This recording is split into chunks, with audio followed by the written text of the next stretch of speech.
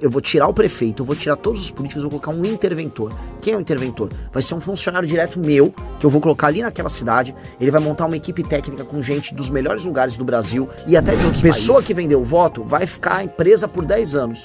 Político que comprou voto vai ficar preso por 20. Não pode ter mais isso aí. Tem um que você fala sobre as cidades pequenas do Brasil. Sim. Santa Cruz hoje é a capital da nossa região, que tem 40 mil habitantes, mas nós temos cidades aqui próximas a gente, como Lajes Pintadas, São Bento do Trairi, cidades de 4 mil habitantes, que estão a cerca de 15 quilômetros de Santa Cruz. Renan Santos, presidente, essas cidades têm perigo de acabar? Essas cidades, assim, uma vez eu falei que a cidade ia acabar, o pessoal achou que a gente ia passar um trator em cima das casas. Eu vou explicar pro pessoal que tá assistindo. Pessoal, aqui no Nordeste, 7 em cada 10 cidades não conseguem se bancar. Ou seja, a produção que tem na cidade não é suficiente para a cidade se sustentar. E aí o governo federal tem que mandar dinheiro. O problema é que o governo federal não inventa dinheiro. O dinheiro saiu de algum outro lugar. E onde ele está saindo? Das outras cidades ao redor do Brasil, não só do Nordeste, mas do Sudeste, do Sul, do Centro-Oeste, do Norte, que trabalham e produzem e estão pagando a conta. E por que isso está acontecendo? Uma das razões é: toda cidade pequena tem uma elite política. Você vai ver, qualquer cidade pequenininha vai ter os vereadores, vai ter o prefeito. Esses caras não cuidam bem das pessoas, não entregam saneamento básico, ou seja, não tem esgoto nem água direito na cidade, a educação é ruim, eles não trabalham para ter empresas, fábricas na cidade, a cidade não se sustenta porque eles estão viciados em receber dinheiro que vem do governo federal.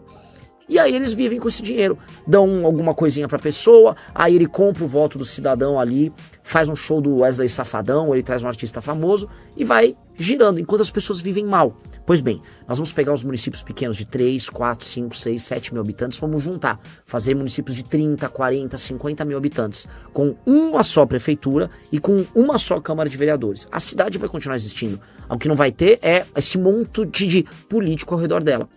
Isso vai economizar bilhões e bilhões e bilhões de reais. Só que a gente não para aí.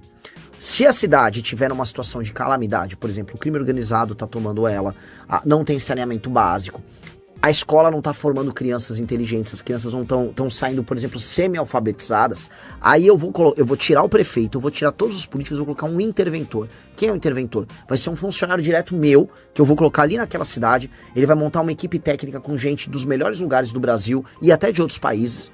Isso a China fez já e funcionou. E essas pessoas vão melhorar tudo. Se você Mas isso não parece um pouco meio antidemocrático, não? Olha, não é antidemocrático, porque a coisa mais antidemocrática que acontece nessas cidades é o prefeito comprar o voto das pessoas. O prefeito compra o voto das pessoas, as pessoas não ficam com o direito dela, porque no fundo, se você vender o seu voto, você não tem direito de cobrar depois. Não cobram, no máximo ficam aguardando uma festa do prefeito, então você já não tem democracia. Se tivesse democracia, as pessoas votavam pelo que é certo e o político fazia o que é certo. O que a gente tem aqui é uma coisa criminosa, que são governos que vivem desviando emenda, ou seja, os políticos desviam emenda pra caramba, as pessoas acabam vendendo voto em grande parte, os políticos vivem desse jogo, e aí as pessoas vivem mal, e o dinheiro, e essa é a parte mais feia, o dinheiro nem é daqui. O dinheiro que é roubado vem dos outros lugares, então é muito injusto com pessoas, inclusive de outros estados, que o dinheiro venha pra cá pra abastecer esse político, e as pessoas nem se beneficiam disso. Isso é muito errado. Então, democracia de verdade é assim. Vamos fazer as pessoas terem condições de ter água, saneamento, segurança e educação decente. Melhorou tudo isso? Eu tinha 30% da cidade com esgoto, agora eu tenho 60%. As crianças estavam em último lugar no ranking nacional de educação, agora elas estão já no meio da tabela. Melhoramos? Melhoramos. Aí voltamos a votar. Tem que ser assim. E com uma regra bem clara. Pessoa que vendeu o voto vai ficar presa por 10 anos. Político que comprou voto vai ficar preso por 20. Não pode ter mais isso aí. Trocou favor, comprou voto, vai em cana. E eu sei que aqui no Nordeste, infelizmente, tem no Brasil inteiro. Só pra falar que não é uma coisa só daqui, a cidade dos meus pais é uma das melhores cidades do Brasil, em termos de índice de vida. Que chama Vinhedo, no interior de São Paulo. Mesmo lá tem compra de voto. Mesmo no lugar que é rico tem compra de voto. Aqui também tem compra de voto. É um sistema viciado. É um sistema viciado. Tem que ter regra dura. A gente não quer ter regra dura pra bandido que assaltou uma pessoa e roubou um celular, ele ser preso pra muito tempo, ser preso pra sempre que seja. Também tem que ter regra clara, não só pro político bandido que compra voto, mas pro cidadão que vende o voto. Tá errado o cidadão vender o voto. E aí quando vende o voto, ele faz o seguinte, que o político corrupto tenha muita vantagem e o político honesto que quer concorrer e que não quer comprar voto porque é criminoso, ele perca. Então o cidadão está participando do crime. E o cidadão é criminoso, ele tem que pagar pelo crime.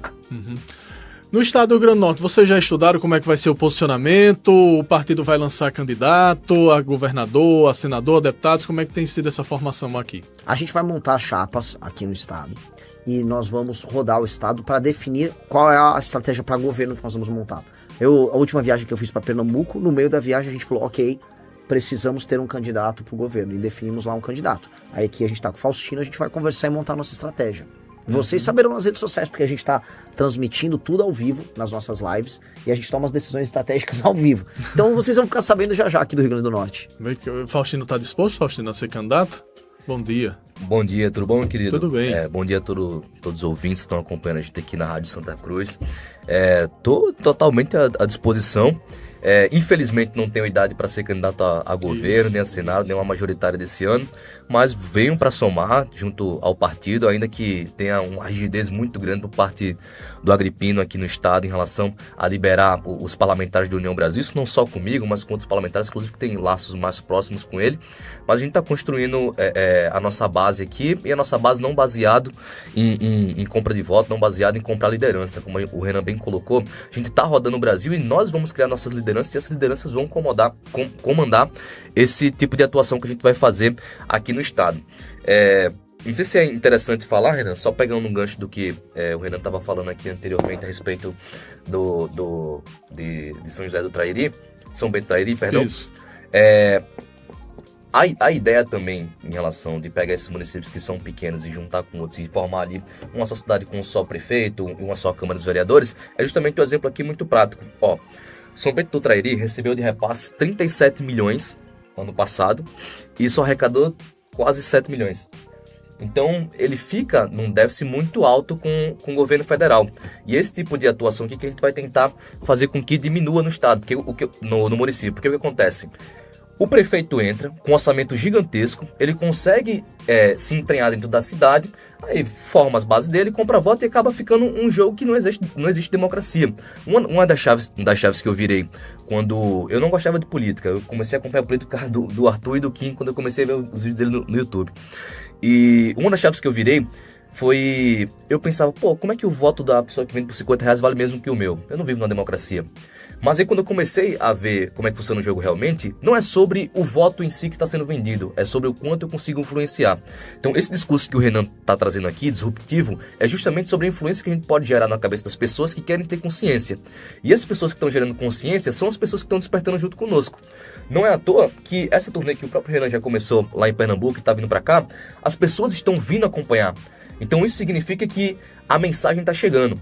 E às vezes a mensagem é até mais importante do que o mensageiro. Sim. Porque a mensagem ela tem que se propagar. E o que está acontecendo aqui é isso. A gente está trazendo uma nova forma de fazer política, isso necessariamente no Nordeste, porque não existe, principalmente aqui no RN, inclusive, não existe uma política parecida com o que a gente está fazendo, de redes, de discurso, de ideias novas, de combater o que há de hegemônico como direita e esquerda. Então, a gente está trazendo esse discurso, as pessoas estão entendendo, e eu acho que a partir daí, as pessoas naturalmente que vão ser os candidatos vão aparecer. A gente fez um evento ontem e o Renan foi questionado a respeito de como vai ser essa formação de liderança. E todo mundo acha que a lógica é a mesma dos partidos aqui. O cara tem 50 mil votos, ele vai entrar e vai mandar num partido em região tal. Não, a gente não vai agir assim. A gente vai agir com aqueles que são, primeiro, leais ao que a gente acredita. Segundo, que tenha essa consciência do trabalho que a gente está construindo, entenda os valores da missão e a partir daí ele vai ser o nosso candidato e a gente vai construir essa imagem juntos. Então, muito menos a gente se importa se o cara vai ter 50, 60 mil votos, mas muito mais do quanto ele pode influenciar na região dele. E acho que é a partir daí que a gente vai conseguir montar a chapa de governador, chapa de estadual, chapa de federal, enfim.